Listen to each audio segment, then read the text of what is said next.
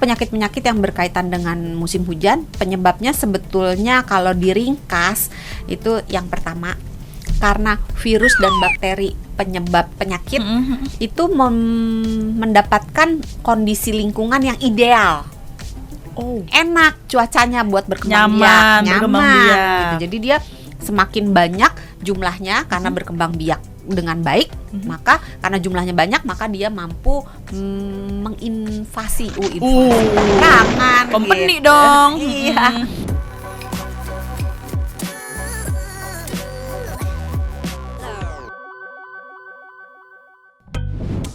Hai Sobat Sonora, balik lagi di Kamu Sehat. Saya sehat, Dokter Santi juga sehat ya. Sehat terus.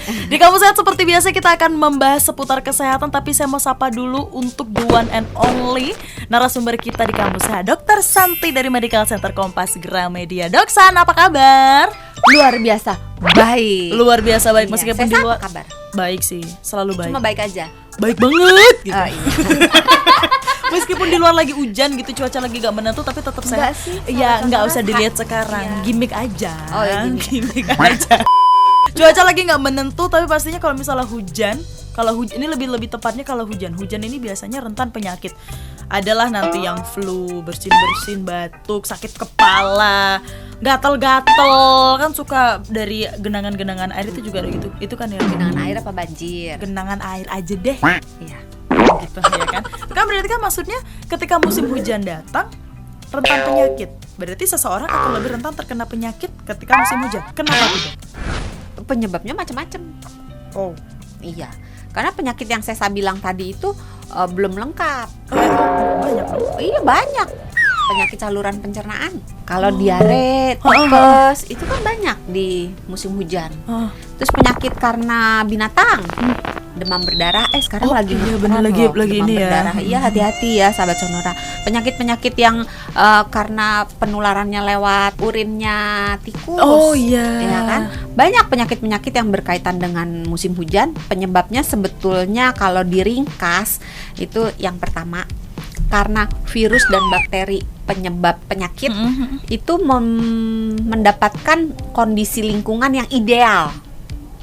Enak cuacanya buat berkembang biak, berkembang biak. gitu. Jadi dia semakin banyak jumlahnya karena berkembang biak dengan baik, maka karena jumlahnya banyak maka dia mampu menginvasi tangan company gitu. dong. Iya. Nah, terus faktor yang kedua adalah hewan-hewan pembawa penyakit kayak nyamuk, demam berdarah segala macam itu. Iya. Karena ada hujan, terus biasalah Genangan-genangan warga kita gitu ya. itu kan kalau buang sampah masih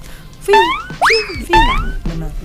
Nah, kalau ada air sedikit aja, itu nyamuk udah bisa Berkembang biak. udah bisa bertelur dan telurnya udah bisa cukup dapat dikit aja, nggak perlu banyak-banyak ya, itu udah bisa jadi tempat untuk berkembang biak dan bisa menghasilkan banyak nyamuk.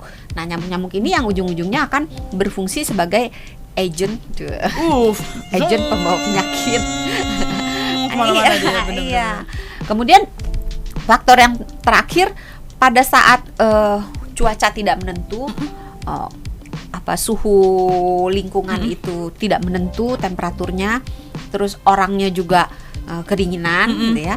Itu bisa menyebabkan sistem kekebalan tubuhnya itu agak lemot. Lemot. Belum lagi kalau misalnya orang lagi musim hujan kan males ya keluar-keluar ya. Iya, mager nih gitu. Mager, maunya di dalam rumah, di dalam kantor selimutan, ya. gitu. Nah, kalau yang di kantor, di tempat orang-orang yang banyak berkumpul, karena pada males keluar, jadi cenderung berkumpul di dalam satu tempat. Jadi kalau anak kuliahan atau anak sekolah kan biasanya kalau jam istirahat kemana-mana ini ngumpul doang di dalam gitu, karena males becek lah, hujan lah, takut kehujanan. Nah, perkumpulan orang banyak ini paguyuban kali. Jadi di mana orang-orang itu berkumpul dalam satu tempat, itu terjadilah pertukaran virus dan karena banyak penyakit-penyakit yang menular melalui droplet. Ya influenza ya, termasuk COVID yang lagi trending gitu kan. Batuk pilek itu kan kalau haji gitu kan itu berapa benar. Iya. dropletnya muncrat kemana-mana, batuk juga. Belum lagi orang kita belum terbiasa untuk menerapkan etika batuk dan bersin. Nah itu macam-macam penyebab yang membuat mengapa di musim hujan orang tuh cenderung lebih rentan lebih rentan untuk kena penyakit. Oh, ini banyak juga nih kalau misalnya lihat di media sosial tuh orang-orang juga yang sering sharing gitu. Apa aja yang perlu kita jaga, bagaimana cara menjaga kesehatan di tengah musim hujan? Kalau versi Dok San sendiri untuk sahabat Sonora, gimana sih? Ada nggak sih tips bagaimana cara menjaga kesehatan di musim hujan? Tips dasar dulu ya. Boleh. Menjaga kesehatan itu sebetulnya nggak lari kemana-mana. Makan yang benar, ya kan. Menyediakan cukup gizi untuk si sistem imun bekerja dengan baik. Gizinya apa aja? Standar, karbohidrat, protein, lemak baik, vitamin, mineral gitu ya. Itu makan. Cukup minum. Oke.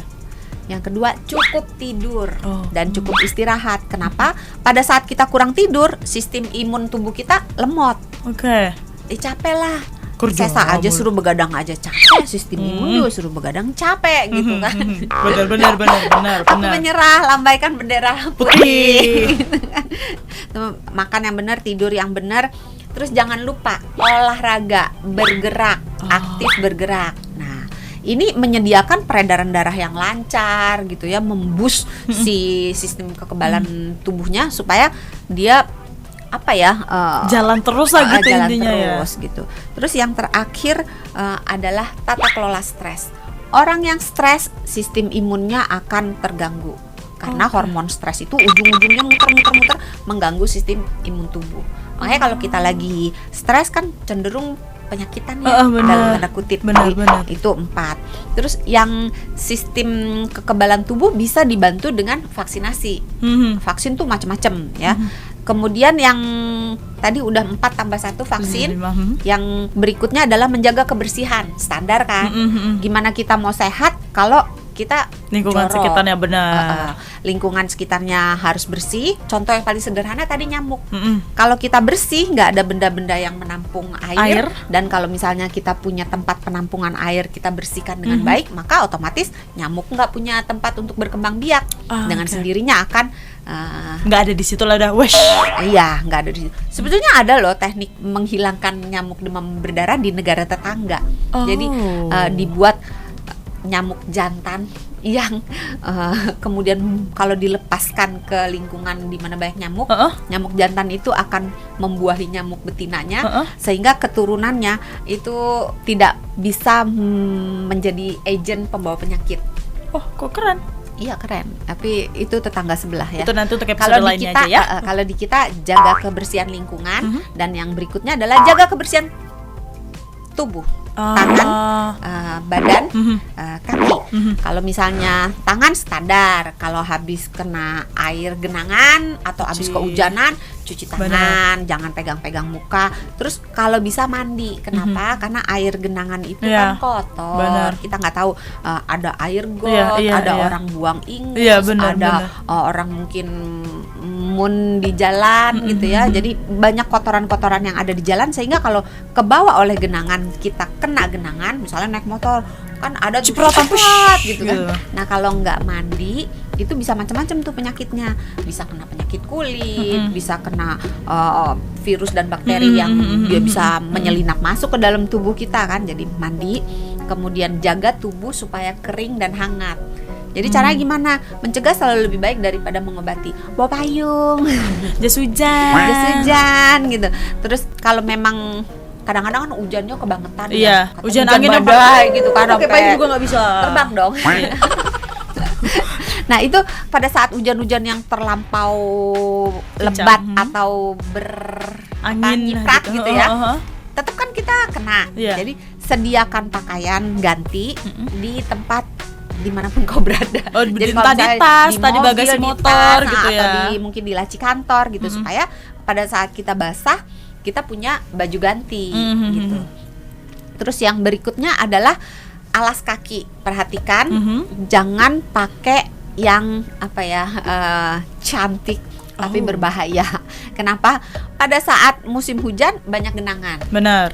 Namanya ubin, kalau ada genangan dikit licin. Betul. Jadi banyak sekali yang kepleset. Benar. Dan ini berdasarkan pengalaman praktek, kalau hujan begini pasti ada aja yang datang, "Dok, kepleset. Dok, aku lagi jalan kepleset." Leo lah, baret-baret Keluar lah uang lagi. gitu. Jadi pakai sepatu yang nyaman gitu ya, yang Aman ada juga lah ya.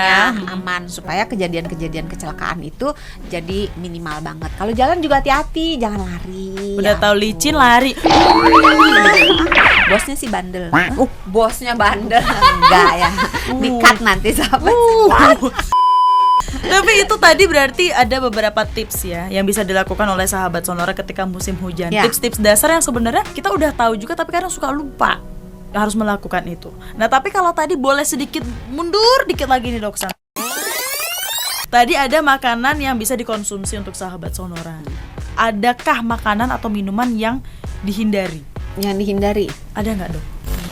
Jadi sebetulnya makanan yang perlu dihindari adalah makanan-makanan yang mengganggu berfungsinya imun tubuh. Kalau tadi kan yang mendukung Bener, yang berfungsinya baik-baik imun lah tubuh. ya. Jadi ada vitaminnya, Bener, ada bener. proteinnya, ada lemak baiknya, Junk food berarti ada itu nggak minumannya. boleh juga kurangin.